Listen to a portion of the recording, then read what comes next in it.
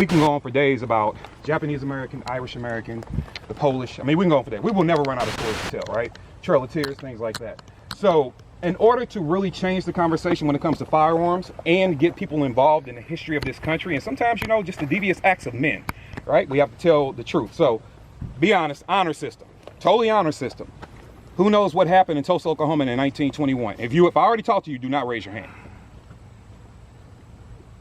Put your phone. Trying to get shots today? Shut up. All right, so let me ask you guys a question. When were the first bombs dropped on American soil? Stop just.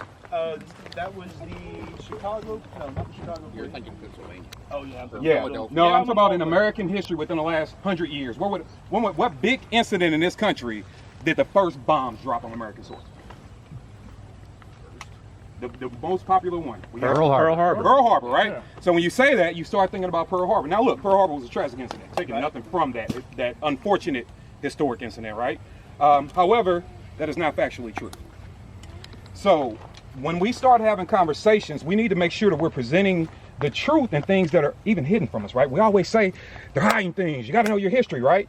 You're going to know something maybe I don't know, but yet I'm going to show the gun industry something they don't know. And we're going to tie culture into that. So one of the big things we talk about is getting every American involved in this right? We talk about that. It doesn't matter what you look like, where you come from, who you are. We want everybody involved, right? But yet, what do? We take them somewhere and we're like, get a gun, shoot this one, shoot that one. But why? Right? And so a lot of people, and this might hurt some feelings, and a lot of people are like, because they need to believe in the Second Amendment. You guys do understand that gun laws predate the establishment of this country, right?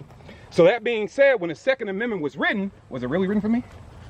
Because there were plenty of gun laws that were written to still keep me from having guns. Take the great state of Tennessee, 1865, changed their state constitution to say from all men can bear arms to all white men can bear arms, right? Because they saw an era. No, it's not for you. That's for us. Now, obviously today that's different. We learn, we live, we move on. However, Tulsa, Oklahoma, 1921, Black Wall Street. All right, Black Wall Street was established because back then, you know, segregation was a big deal, right? So if I can't play in your neighborhood, I'm going to build my own. You would tell anybody to do the same thing, right? They don't let you play, go establish yourself. So that's what they did, right? 1921, these black people built up everything that they needed. I'm talking about schools, doctors, educational systems. You name it, they built it. It was a small, self-sustaining system. So much so it's reported that for every $10 spent, it took 6 months for $1 to escape. It was that powerful. Now, obviously, with any success, no matter who you are, sometimes that draws a little jealousy, right? So long story short, there was a elevator operator, white girl, right? And there was a shoe shiner, black kid.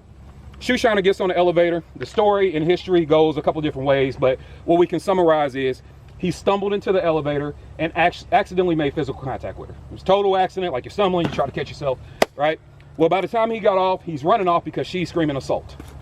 That led to him being arrested, and that led to rumors circulating that there was going to be a mob to raid the jail and lynch him, right? And so the gentleman from Black Wall Street said, no, not only do we think these charges are false, he's going to have his day in court. I mean, you're not just going to go lynch him and kill him. He's going to have his day in court. So they went out, and they stood guard at the jail. Right? And the sheriff's like, no, go home. They're like, no, absolutely not. Because lynching, whether you want to admit to it or not, 100 years ago was still happening. Right? So they're like, no, we're going to stay here. We're going to make sure he's protected. Now, due to some laws like the Army-Navy laws, that prevented a lot of individuals from having handguns. Now, they were allowed to be armed with certain long guns for hunting and things like that, right? But they weren't allowed every gun. And I like to tell people, inadequate arms is the same thing as being disarmed. I want you to have inadequate arms so I can still give you the illusion of freedom, knowing I can snatch it from you at any time. And that's exactly what they did. They had the illusion of freedom. So what occurred? This occurred. From that incident, a group of white men are walking down the street. They get in front of the jail. They see the black guys in front of the jail. Long guns were kind of known, but due to the Army-Navy laws, you weren't supposed to have a pistol. All right? So white guy walks up to him. One of the guys standing out there and says, hey, nigger, what are you doing with that pistol? He wasn't caring about the rifle. He was talking about the handgun. He went to take it from him. Sort of a wrestling match ensued. Shots are fired. You got one small group shooting it out with another small group, right? This is an isolated incident between two groups of individuals. You would think in that situation we call 911, we get the police involved, whatever happens, happens. Well, then I don't know, they fucking smack the horse or smoke signals, whatever they did, they alerted the authorities then, right? So what happened is a mob formed. That white mob went and demolished Black Wall Street in 24 hours, killed well over 350 people. Wow. Well over. There are old photos. Right now, you can see crop planes with the state police logo. Grainy as shit, but you can see it, right? They were dropping kerosene or propane bombs on that town. Wow. All right? So I like to tell people this. When you're having conversations, we have to have factual discussions of what's occurred in history. Doesn't mean that I hate America. Absolutely not. But we got to be honest with things that occurred, right? So when you're going out and you're talking to people, you're like, Second Amendment. Look, guys, let me be very honest with you. In 1776, America was fighting for its freedom from Britain. In 1921, I was still fighting for my freedom from America. That's factual, right? That's factual. And we have to be able to have those discussions. Doesn't mean I hate you. Doesn't mean you hate me. It just means, hey, we need to learn from the things that happened or we'll revisit them. I think we have a bunch of different ways of saying it. So what occurred? They raided that town, bombed that town, eradicated that town in 24 hours, all right? Now, there are reports that, you know, and hey, you can say it's reports, but I'm pretty sure it's factual. There were the last survivor just died in 2017, so the reports and stories were still coming out. Well, the police cooperated in that massacre, and if they weren't hands-on, they were blind eye. They were complicit, right? National Guard showed up. Took them a few hours to get after. We're just going to watch the show. So there was even one story, and forgive me because I forget the gentleman's name, but he was a veteran. Black guy, he was a veteran. He said, you know what? There's no way that they will kill me. I served my country. He went and stood in full garb in his front yard. Strong, not aggressive, not meaning to hurt anybody. It's like, hey, you won't hurt me, right? They shot him, burned him in his front yard, killed his family, and burned his house down. They chased women and children through the streets, set them ablaze, beat them, drug women in alleys, raped them, shot them in the head, murdered them. Right? And that's what happened in 1921. That was less than 100 years ago. That's what happened in this very country. All right? So when we start talking about things like that, gun control in its conception has always been a lie. It's always meant to keep people down, but why? And that's the part of the conversation we're missing. Why? We're too smart to just keep saying, believe in your rights, but tell me why. Why should I? And that's the story that goes untold. So that's why we have the truth. It's defeating the lies of gun control by doing more, which is great. I love shooting freedom seas like everybody else, right? But how can we open a case and tell a story that puts people back on our ass? Like what happened? Yep. All right. So even the holster that's optional come with it is wrapped in the original newspaper. That's nice. That was reported. So you can read the paper from when it occurred, right? That is available for consumption. Now, there were plenty of petitions and there were actions taken by legislators and things like that to wipe this from history. That's why you don't know about it. So I'm not like ashamed of you. You weren't supposed to know about it, right? America doesn't like you knowing their dirty history like that, right? We're going to wipe that under the bridge. So what occurred after that? The community says we're going to rebuild. Okay, you slaughtered us. Okay, that sucks. But damn it, we're going to rebuild. And so I want you to be very careful with the next thing I'm about to say. I'm not accusing anybody here of this, okay? I'm not. This is the poison of social media, right, and communication. You'll hear people say about different segments and different populations in society, various things. But one thing they'll say about the black community is, you guys need to get out there and just build, and you need to build your men. I did. America took it away from me, right? It took it away. Now, if you go back generations, many of us can start having conversations about something that your great-grandpa did that set your family up for success. He can still be dirt fucking poor, but he established things that get you up. Well, eradicated us. So what happened when the community said we're going to rebuild? Now, granted, some people left. They're like, no, I don't want to be anywhere. I'm going to kill, right? I'm just going to leave. If I survived, I'm gone. A lot of people came back. So what did they do? What did our great lawmakers do? And said, okay, we're going to try to wipe that from history. Okay, but they want to come back. They want to rebuild. We're going to introduce legislation that makes it impossible. So your fire codes got ridiculous. Like fire codes you just could not adhere to, right? Insurance went through the roof. And so what happened? They moved all the white businesses in, right? And they let everybody else go. And another thing that goes unreported. When were the first internment camps in this country? What people were served in internment camps? The first internment camps? Irish? Japanese Americans, right? Yeah. You start thinking about the things after Pearl Harbor and blah, blah, blah. Japanese Americans. That is also false. The first internment camp was in Tulsa, Oklahoma. So after we came through and we eradicated your town, the National Guard escorted all the white people home, right? Took their guns temporarily, escorted them home, gave them their guns back. They arrested the black people after you've just been slaughtered. Arrested you and put you in internment camps. You know the only way you can leave the internment camp? You had to get a permission slip from a white guy saying that you're his laborer. Nice. Sounds like slavery to me. Oh, yeah. Right? So that's less than 100 years ago. Now, why wouldn't America want you to know that? Is it because you guys are white or some kind of other ethnic group and I'm black and we're going to fight when we find out? Of course not. right? We're mature gentlemen. We don't do that, and mature ladies, we don't do that. However, it's a disgraceful conversation to have when you start telling people they should be disarmed.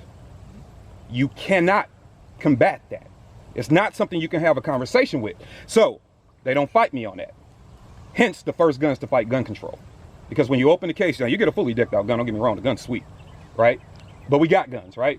I'm sitting in on the case with Wilson Combat. I mean, for Christ's sake, we know they make great guns, right? So we got guns. However, when are we actually telling a story in a different way, right? And how do we do that without politics interfering, all right?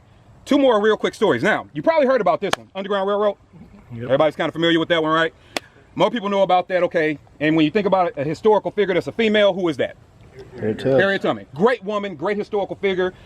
I wouldn't want to fight her. Right? Not from any of the reports. I wouldn't want to conflict with her. Great woman, did great work. What about Moses Dixon? Ever heard of him? I've heard of him. There are a couple of small institutions named after him, yes. So Moses Dixon, it's a Midwest boy, came to St. Louis. Well, I keep saying came to St. Louis like I'm standing in my hometown. I'm from St. Louis, by the way.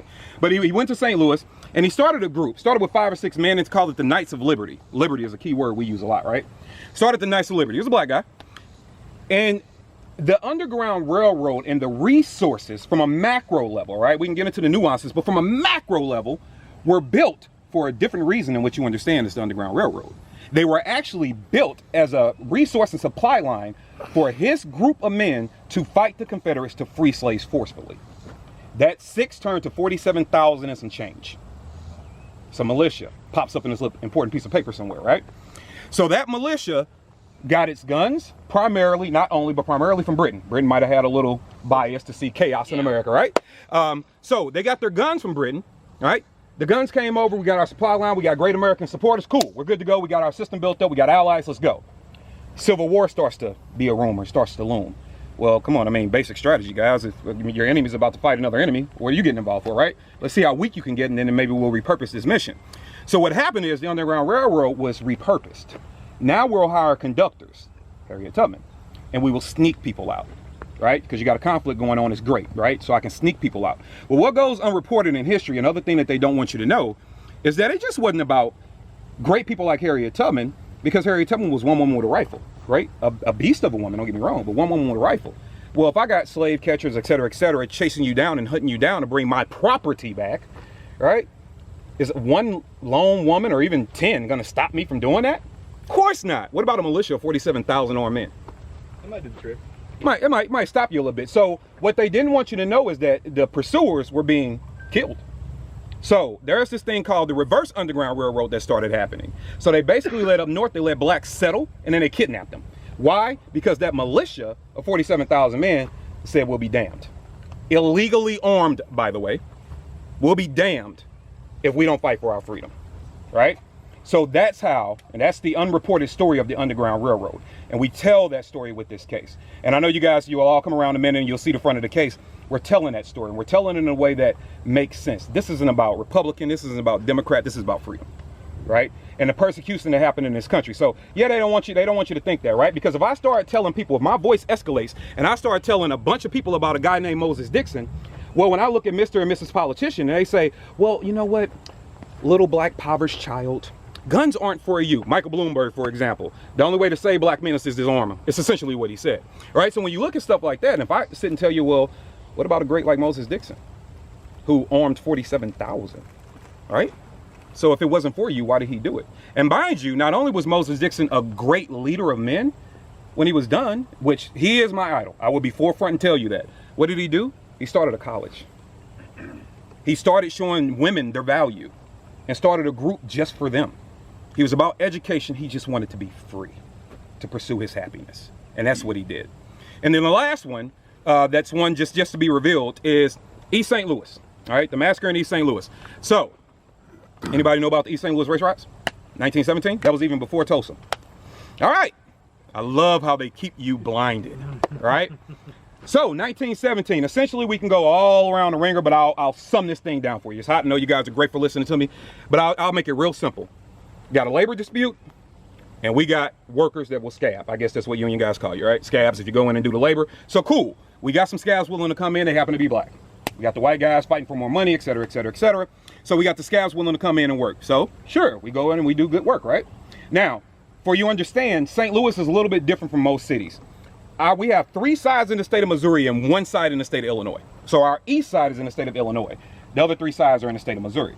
So when they became upset, things started happening. There was already some tension over the labor, but then an incident occurred that really blew it up. There were some guys harassing the neighborhoods, going through the neighborhoods, shooting at people, doing some crazy stuff, right, to the black guys. So a cop who's never been implicated in doing anything wrong, just wrong place, wrong time, same car, right? So they're like, that looks like the car that's been harassing us. They defend themselves against that vehicle. It turned out to be a police officer who was just on patrol. He was not doing anything. He was just doing his job. So as crazy as it is, they didn't mean to harm them. They were being harassed. It happened, right? But now, that's why we have a legal system. You go arrest the individuals that did it and you persecute them accordingly. No, that's not what happened. They took that as a way to say, now it's okay to do mob action. So what did they do? They went and started dragging people off trolley cars, beating them and setting them on fire in the middle of the street, clubbing them to death, right? So eventually, the people in East St. Louis tried to run to freedom in Missouri, run to safety rather. Our law enforcement was ordered not to let them cross. So imagine that. You're running from people killing you to try to hide from them. And somebody stands tall and said, nope, turn around. Go back. And you run back to more slaughter. Well over 250 people killed, once again in less than 1 day. Burned the entire town down. If you still go to East St. Louis today, it looks like that just happened. It never recovered. Never recovered, right? Now that was 4 years before Tulsa, if you're doing the math. That was America's Black Eye. That's what the paper nicknamed it. So you wonder why 4 years later when it happened again, they wanted to keep it hush-hush and not let it out, right? So once the chaos was ensuing, there was one small group of people that got a little tired of it, right? One small group of people, they appear in this little piece of paper that's important to all of us. It's called the militia.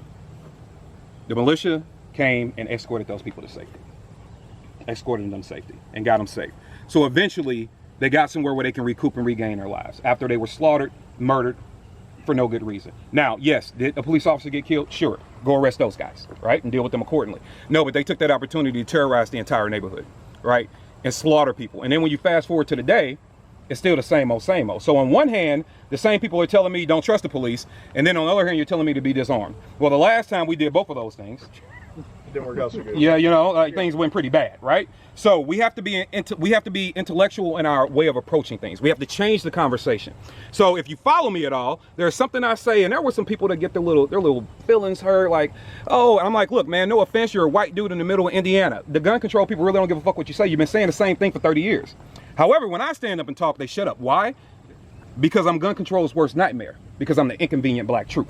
That is the truth. It is defeating the lies. And the crazy thing about it is, there's only 3 cases here because I haven't had time to do the other 115, right? And that's just not black people. We want to start talking about the Irish Americans and the struggles they went through, the Polish, you know? I know all about being the Irish being called potato monkeys and being burned in the street and being beat. So it's not just a tunnel vision view. But if politics is going to play dirty, well, then you attack them at the ground they're fighting on right now, right? And so you deal with it accordingly. So we want to make sure that we're telling the truth. So I decided instead of using, I don't know, guys, I say this loosely, this celebrity whatever thing, instead of using that just to put out a gun and be, hey man, buy my gun because you're cool. No. I built this gun, designed this gun with some great guys, J&L Machining and MLS Customs. We got together, and then Bear Island Foam. We got together and put this art together because we needed to show a few things. A, we needed to talk about the truth, right? And then we needed to do the things that they don't want us. When you're telling me that guns aren't for me, right? Now I'm a guy that does a lot of community work. So I'm the guy that's out trying to kill violence at its root, getting people jobs, helping them write resumes, showing them how to tie ties, being a good role model. And I am what they say is not supposed to be the success story. From the hood, broke, single mother, born to a 13-year-old mom, sleeping in the back of gas station counters trying to make it, right? So when I stand up and say, no, you can get an education, you can get a degree, and guess what? You can shoot guns. Because it's the freedom, that ensures your freedom. None of this other stuff matters. I don't give a damn how good of a job you have. How you gonna protect it? I don't care how smart you are. You build up a great empire and I can just knock on your front door and be like, you can give it here now. Thanks for all the hard work, right? So why am I a threat? Well, not only did I show them the truth, it's also about being a representation to the men, no matter where you come from, because poverty is poverty, right? But to the men out there and the young ladies out there, they're like, that's not for me. I can't do that. Why? I designed one. I sell it and we put meaning behind it, right? So that's why these are the first guns to fight gun control. That's why I came into the Second Amendment community and said, you've been doing stuff right, but I'm going to show you how to do it better.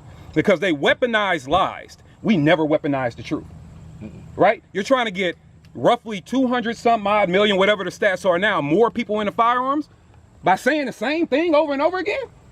It's not gonna work, man. It's stagnant, right? But I can't tell you, look at Instagram if you want to, I can't tell you how many times that case has been popped open and jaws dropped. It's a stand back.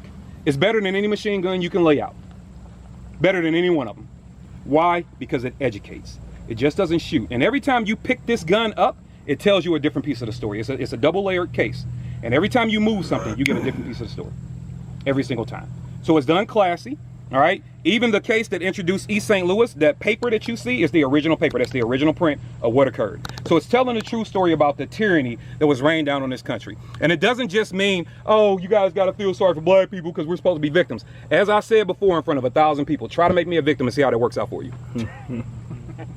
All right? But what we are going to do is tell the truth, and we're going to have the uncomfortable conversations.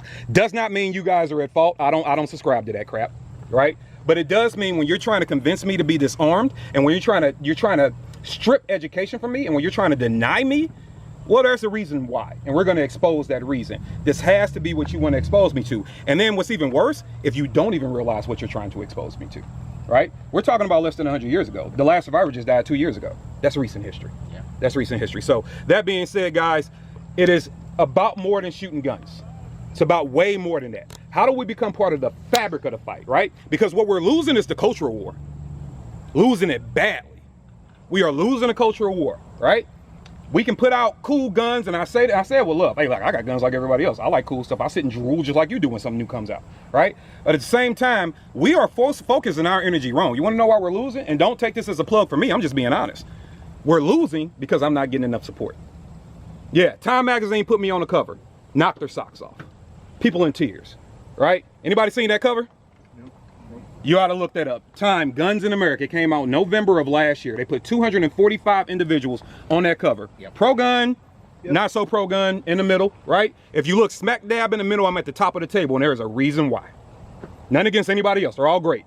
But there is a reason why I'm at the top of that table, right? So if you're going to push support, do whatever you do, man. Donate to those orgs. Get out there. But I'm telling you, we are losing a cultural war. You are a threat. You will remain a threat because you're speaking your own truth, right? But you want to be right or you want to win? Yeah. No, really. Do you want to be right or do you want to win? Win. Answer the question. Yeah. Win. Right? You want to win, right? You want to be free 15, 20, 30 years from now. That being said, you need to weaponize the damn truth. There it is. Thank you very much. Powerful. Now come look at my gun and take pictures and tag it on Instagram or I'll find you.